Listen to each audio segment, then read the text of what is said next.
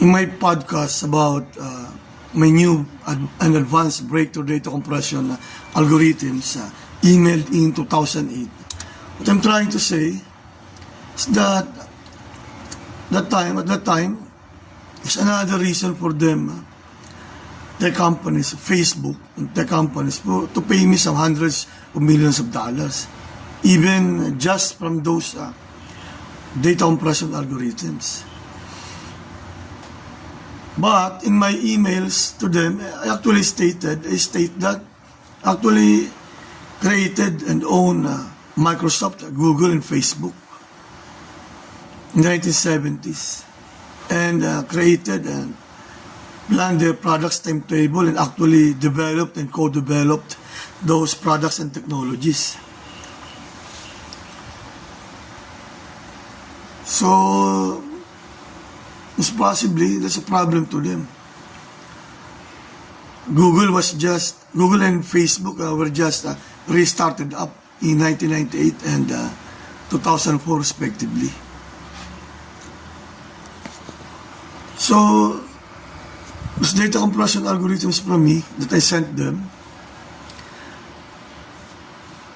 were also a problem to them because of my claims, my statements of prior ownership on their companies, tech giants companies, billion-dollar companies at the time, 2008. But now, as you know, Microsoft, these tech giants, Microsoft, Google, Facebook, and others are now $1 trillion worth. So what I've been saying, stating, writing in my tweets and comments, in my messages, Hollywood tech giants pay tamayo now. I also mentioned Hollywood. I was also the major Hollywood hit music maker as well as Hollywood blockbuster movies maker. So sa tech giants pa lang, message ko na yun, advanced data compression algorithms discovered or invented and fully implemented by me using the C programming language. Ito na yun, they should have paid me some hundreds of million dollars immediately. That's 18 years ago. I should have enjoyed the money from those, the big money from those advanced data compression algorithms. I emailed them. And what if the C standard of Facebook was actually my C standard program that I sent them in 2008? Their very first C standard .exe programs for users made available on the internet. And earning from business companies officially, legally, and data networks and tech giants companies.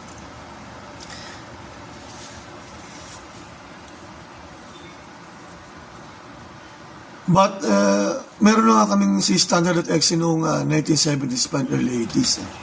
Yun nga yung 74% compression ratio. And then, I said, gumawa kayo ng 75% compression ratio on average na performance ng C standard .exe, and then also 77%, then also 79%, then even more, and hanggang 80 plus compression ratios, 80+% compression ratios. So maaaring nga yun sa kanila na C standard. Pero if I remember it right, kung may nagpunta man sa akin sa house sa Antipolo, San Lorenzo Homes in 2008, parang madalian lang, kumbaga, sabog ang utak mo, sandali ka rin lang kakausapin yan. Baka nagbigay ng C standard .exe nila, o yung nakita kong C standard .exe nila, akala mo 2016 na, pero hindi pa. Kunti lang diferensya sa C standard .exe ko or may may another breakthrough, lchas.exe. O si standard exe ko nga. Kunti lang yung difference ng bytes sa size ng si standard exe compression output, yung files. Baga walang 10 to 12. O kaya baka gawa ko rin yung sa kanila nga gumawa ko ng different versions. O yun din yung mismo bilang nila ng konti, metadata.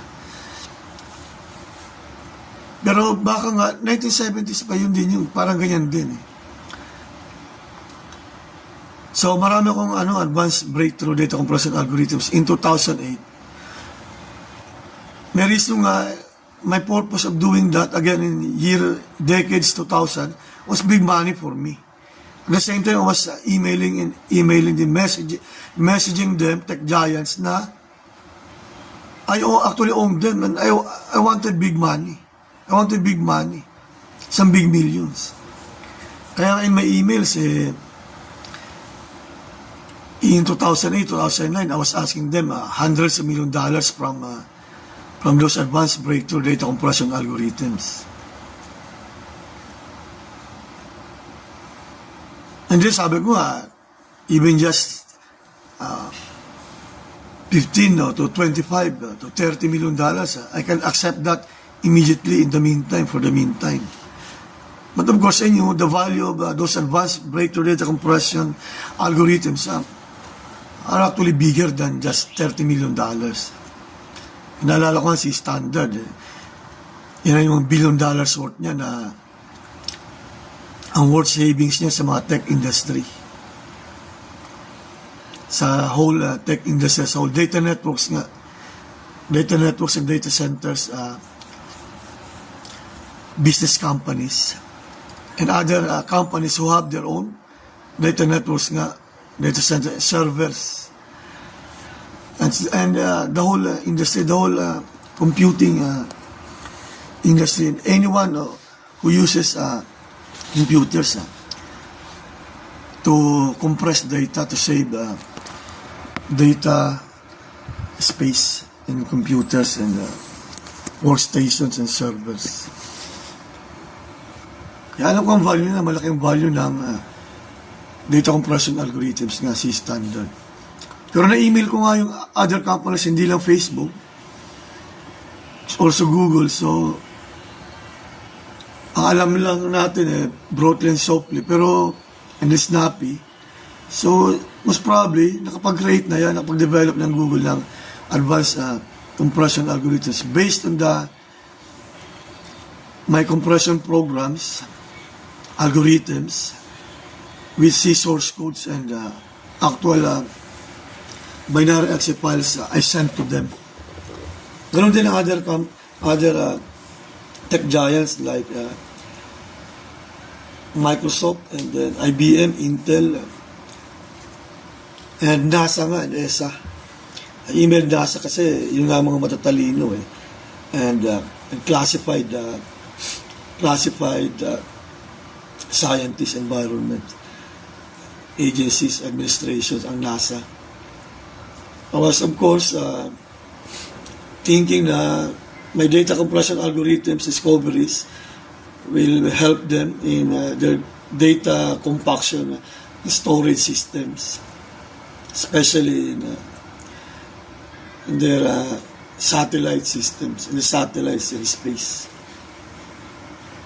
Pero there's a possibility meron din sila mga advanced nga compression algorithms noon pa na actually kasama din nila ako dyan noong 1970s. But still, of course, I emailed them my new discoveries.